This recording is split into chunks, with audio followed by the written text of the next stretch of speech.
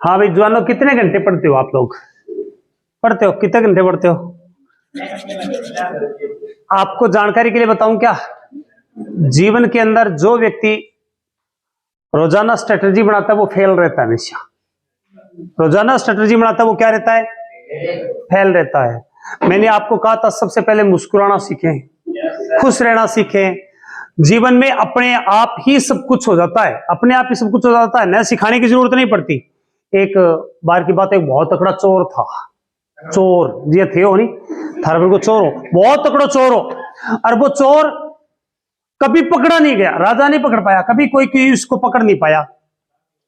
अब वो मरने वाला हो गया, लेकिन उसने जीवन में चोरियां की, कभी पकड़ा नहीं गया। तो उसका जो बड़ा बेटा था, भाई साहब बोले पापा थे तो जान लो गुर दे जो मैंने कहा, अच्छा पक्की बात है? बोले हाँ, चल चोरी करने चलते हैं। अब चोरी करने के लिए गए तो ओद्दी लगाई, ओद्दी जानते हो, गुफा लगाई किसी यहां पर। ओद्दी का मतलब होता है खाई खुई लगाई। और बेटे के पेट में तो पानी बन गया,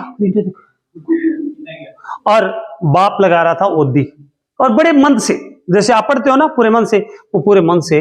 उसके बाद के अंदर उसने ऐसे खोदते खोदते, एक दिन में, 2 दिन में, 3 दिन में, रात होती 12 बजे जाते, और कोई शून्य मकान में से उस महल का जो, या कुछ अमीर आदमी का घर था, उसके जो गेट था वहां तक पहुंच गए बैक साइड से। अब उसके बाद में बेटे को कहा, बेटा देख सारे दूसरे कमरे में सोए पड़े हैं, यहां पर तिजोरियां हैं, ये लो, ठीक है, तो अब अंदर घुस जा। अब अंदर घुस गया। अंदर घुसते ही, और उसका लॉक तो उसने खोल दिया था बाप ने, अंदर घुसते ही उसने लॉक लगा दिया बाप ने, और चाबियां गाल के मैं घर आ गया। अब उसके बाद के अंदर जैसे ही वो आया तो बेटे ने आवाजें लगाई, शोर शार मचाया।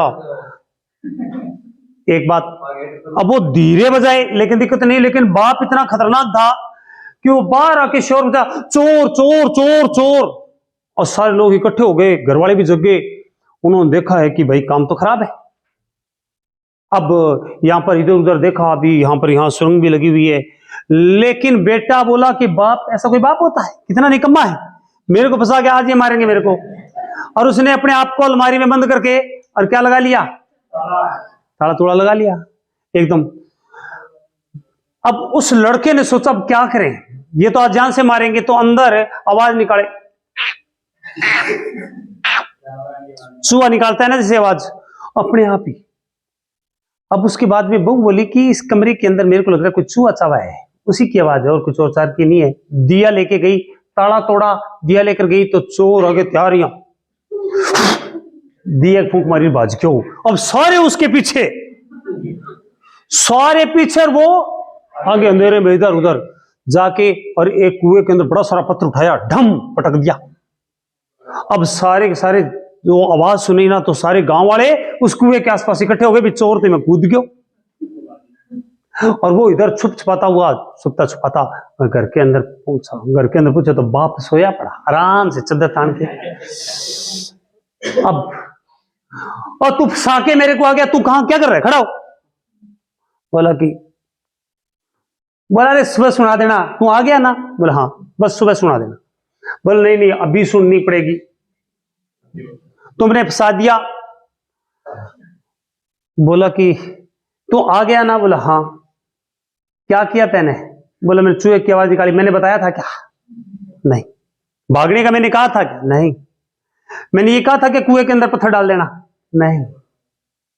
तू छुपता छुपाता यहां पर आ गया ना। तो जीवन के अंदर कोई भी विद्या सिखाई नहीं जाती, आपके तजुर्बे आपको अपने आप ही सिखा देते हैं कि आपको बनना क्या है। जिसके ऊपर तलवार लटकती है, कईयों के तो फाइनेंशियली तलवार लटकती है, कईयों के मान सम्मान की लटकती है।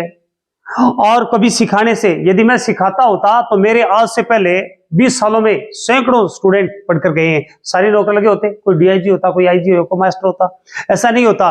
जब तक आपके अंदर की शक्ति जागृत नहीं होगी आप कुछ भी नहीं कर सकते। इसी प्रकार जिस चोर को उसके पापा ने अपने आप छोड़ दिया भंवर जाल में, तब उसके बाद में आइडिया अपने आप आते गए और वो सीखता गया, और उसके बाद के अंदर कोई उसको पकड़े नहीं पाया। आपको भी कहता हूं मैं, आपको भी कहता हूं, आप लोग भी इसी प्रकार करें। और जीवन के अंदर आपकी जो आलोचना करें, आपकी बुराइयां करे, उनका आधार बना लो। आप तो को आपकी कोई आलोचना करता ना, मैं आपको कह दूं ओ चिंटू, तो गंडासा लेके आता है, बोले इसको मारेंगे, मेरे को चिंटू कैसे कहा, बावड़ा हो। एक किसान था और एक किसान का बैल था बूढ़ा बेचारे का, वो इधर उधर हिलता डुलता डुलता कुएं के अंदर गिर गया।